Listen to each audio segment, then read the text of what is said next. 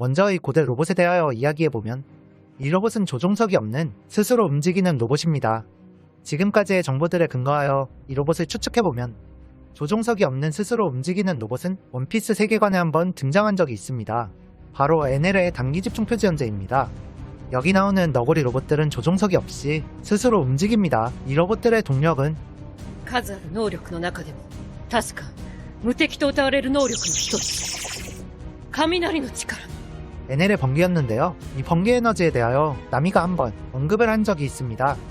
雷鳴が轟くなんて空気が音速で膨張した証拠それほどの力エネルギーのスケールが違いすぎるのよ本当にあいつは雷そのもの 즉 고대 로봇들을 움직이는 에너지는 강력한 번개 에너지이지 않을까 생각하지만 조금 더 나아가 핵 에너지일 수도 있다고 생각합니다. 저는 우라노스와 플루톤이 현실의 핵이라고 생각하고 있습니다. 핵의 연료인 우라늄과 플루토늄은 원소의 이름을 별에서 가져오던 관례를 따라 천왕성의 이름 우라노스와 명왕성의 이름 플루톤에서 가져온 것이기 때문이죠.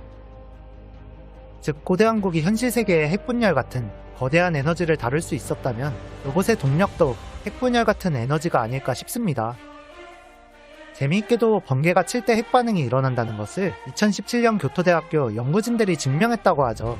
그래서 어쩌면 NL같이 강력한 번개 에너지의 힘이나 현실 세계의 핵반응 같은 거대한 힘이 이 로봇을 움직이는 힘이 아닐까 싶고 이 에너지가 베가펑크도 발견하지 못한 에너지라면 지금 기술로는 누구도 고대 로봇을 움직일 수는 없다는 뜻이기에 혹시 NL이 재등장할 수 있는 가능성이 이로 인해 조금은 올라가지 않았나 생각해봅니다. 그리고 이 로봇이 싸웠던 200년 전은 어인들이 인류로 인정받고 레벨리에 참가할 수 있게 된 시점이라고 하는데요. 大昔魚人と人魚は魚類と分類されてたそうだ。だけど200年前竜宮王国は世界政府の加盟国となり人間たちとの友好を結んで王は世界会議への参加も許された。でも人間たちは魚人を嫌い続けた。 지금도 어인들은 태양 아래 숨어 살며 차별을 당하고 있는데 200년 전에 세계정부의 가맹국에 들지 못했을 때의 어인을 생각해보면 어인들은 정말 물고기 취급을 당했을 수도 있다고 생각합니다. 즉 어인들이 처음으로 세상 밖에 나오며 레벨리에 참가하고 자신들의 인권을 되찾는 시기에 이 로봇이 레드라인을 올라 마리조아를 덮쳤다면 이것은 어인들을 지키기 위함이었을 수도 있다고 생각합니다. 마치 유적이 있던 달이 폭파되자 달로 날아가서 싸우던 로봇들처럼 말이죠. 조종석이 없음에도 불구 의지를 가진 것처럼 무언가를 지키는 로봇들의 행위는 어쩌면 프로그래밍으로도 볼 수 있지 않을까 싶습니다. 마치 쿠마처럼 말이죠. 쿠마가 어디론가 뛰쳐가는 것은 코알라가 말했듯이 자아가 아닙니다. 이건 마치 쿠마가 베가펑크에게 부탁했던 식의 프로그래밍일 것입니다. 改造の執刀医ドクター・ベガパンクとの間に一つだけ任務をプログラムするという約束をしていたらしい。麦わらの一味の誰かが再び船に戻ってくる日まで海賊船を死守せよ。だからこの2年間奴は本来の記憶もなく人間兵器として過去の自分の命令を全うし俺たちを待っていた。 자아는 없지만 이전에도 쿠마는 프로그래밍하여 써니오를 지킨 이력이 있었으니까요. 그리고 이 프로그래밍은 아마 에그헤드로 이어지겠죠. 그것이 보니일지 베가펑크일지 테라핌 쿠마일지는 알 수 없지만 테라핌 쿠마를 가진 사이퍼폴이 에그헤드에 도착하자 이런 반응을 보였다는 건 테라핌 쿠마가 에그헤드에 온 것에 반응한 것일 수도 있지만 베가펑크의 영역 준비에 반응을 한 것일 수도 있지 않을까 생각합니다. 그렇게 해서 쿠마는 루피네와 베가펑크와 연결이 되며 인격을 되찾는 스토리로 이어지지 않을까 싶은데 이것이 베가펑크가 보니에게 줘야만 한다는 것으로 이어지지 않을까도 생각합니다.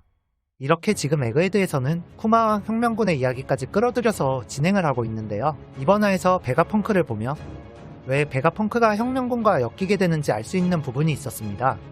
자신의 뇌를 공유한다. 이것이 의미하는 바는 정보와 기술의 독점을 원치 않는다는 뜻이 됩니다. 정보화 시대에 있는 지금은 그렇지 않지만 당장의 10년 전, 20년 전만 해도 정보가 힘이었습니다. 옛날엔 더더욱 그랬겠죠. 즉 정보와 기술이 권력이고 권력이 세계 정보에 집중되어 있는 원피스 세계관에 이것을 공유하겠다는 생각을 가진 베가펑크는 이것만으로 세계 정보의 반대편에 서게 되고 베가펑크가 왜 자유를 추구하는 혁명군과 가는 방향이 비슷한 것인지 알 수 있습니다. 베가펑크는 공백의 100년을 연구하고 있다는 사실 하나만으로도 세계정부의 제거 대상인데 베가펑크의 사상까지 세계정부의 제거 대상이 되는 것이죠. 그래서 만약에 베가펑크가 죽지 않고 루피와 함께 에그헤드를 탈출하게 된다면 자신과 사상이 같은 드래곤과 함께하게 되지 않을까 생각합니다. 호수를 가득 메운 오하라의 책들을 보고 눈물을 흘리며 공백의 100년의 연구를 계속해와서 그 의지와 연구가 베가펑크에게 있다면 이것은 세계를 바꾸는 데 큰 힘이 될 테니 말이죠. 다음으로 넘어가서 혁명군의 싸움은 지금부터 시작이다. 이것은 전쟁만을 의미하는 것이 아닙니다. 혁명군이 본격적으로 등장하는 지금 혁명군이 등장한다는 것은 세계정부라는 하나의 사상이 존재하는 이 세계관에 새로운 사상이 일어나기 시작하고 사상의 충돌이 시작된다는 것입니다. 이 사상이란 것을 잘 보셔야 합니다. 오하라는 공백의 100년의 역사와 어떤 왕국의 존재만 알아낸 것이 아닙니다. 어떤 왕국의 사상까지 알아내었죠. 古代兵器は確かに世界を脅かす。だがそれ以上に歴史とともに呼び起こされるその王国の存在と思想こそがお前たち世界政府にとっての脅威なのではないか? 그 사상은 현 세계에 가장 위협이 되는 것입니다. 그리고 세계 정부에겐 가장 위협적인 사상뿐만이 아니라 가장 위협적인 사람도 있습니다. 43억의 빅맘도, 46억의 카이도도, 40억의 샹크스도, 50억의 흰수염도 아니었습니다. 바로 革命家ドラゴン。この男の思想は危険だ。5、6年も経てば我々世界政府にとって大きな敵となり立ちはだかるであろうことは明白であります。 드래곤이었죠. 즉, 드래곤의 사상이 곧 세계 정부에게 가장 위협적인 사상이라는 것이죠. 그리고 드래곤이 추구하는 사상의 방향은 自由のため共に戦う意志のある者はこの船に乗れ! 자유입니다. 혁명의 뜻은 기존의 것을 깨뜨리고 질적으로 새로운 것을 세우는 것. 혁명군이 등장하기 시작했다는 것은 지금 오다는 세계정부의 사상까지 뒤흔들 준비를 하는 것입니다. 마지막 세계전쟁에서 루피가 세계정부와 싸우는 건 단지 군림하고 있는 이들을 끌어내리는 것에 그칩니다. 오히려 루피는 해적이니 정부와 싸우는 건 폭도에 불과할 뿐이죠. 지배자를 끌어내린다 한들 이후에 지배와 차별과 탄압이라는 세계정부의 사상이 계속되지 않을 리 없습니다. 루피는 해적으로서 현 지배자를 끌어내리는 것에 그치지만 오다가 지식을 공유하겠다는 지식인을 등장시키고 자유를 추구하는 혁명군을 세계에서 가장 위험한 사상을 가진 남자가 이끄는 세력으로 설정하였으며 리더를 주인공의 아버지로 이인자를 주인공의 형으로 설정한 것은 세계정부가 끌어내려지고 오다가 혁명군이 추구하고 원피스가 나아가야 할 세상이 차별과 비상식적인 것에 대한 자유라는 것을 의미하는 것이라 생각합니다. 그리고 이것이 혁명군의 창설 멤버와 군대장인 오카마와 특별한 종족으로 설정된 이유일 것이라 생각합니다. 이무가 지배하는 원피스 세계관에선 다름이란 틀림이기 때문이죠. 그리고 이것은 정부에 맞선 해적인 루피에게 폭도가 아닌 명분을 주는 것이라 생각합니다. 루피는 또 해적으로 남겠지만 말이죠. 그리고 혁명군이 본격적으로 등장하면서 느낀 건 저는 카리브의 그분이 드래곤일 수도 있겠다라는 생각을 했습니다.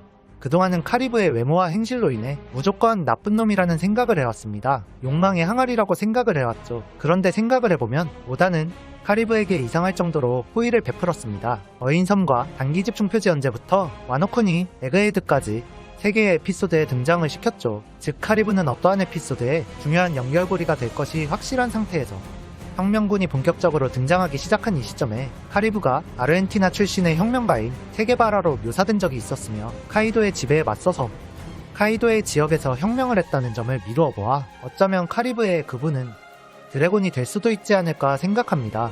카리브의 모티브가 되었던 체게바라의 명언에는 이런 것이 있습니다. 자유를 원하는가? 너의 권리를 찾고 싶은가? 너의 자유와 권리는 너가 투쟁한 만큼만 너에게 주어진다. 이것은 혁명군이 가고자 하는 방향과 일맥상통합니다. さあどうするゴミクズども死ぬか戦うか己の運命を選べヒーローは人事かお前がヒーローかもしれない 즉 혁명군은 너무 멋있고 정의로운 이미지라는 생각 때문에 카리브를 겉으로만 판단한 것이 아닐까라는 생각을 해보고 필름 골드에서는 도박빚에 허덕이는 혁명군 간부가 등장한 적이 있었기에 너무 애를 나쁘게 본 것만은 아닐까 반성을 해보게 됩니다. 그리고 쿠마가 에그헤드로 향하고 혁명군도 자연스레 에그헤드로 향하게 된다면 이렇게 혁명군과 카리브의 퍼즐이 맞춰질 수도 있지 않을까 생각해봅니다.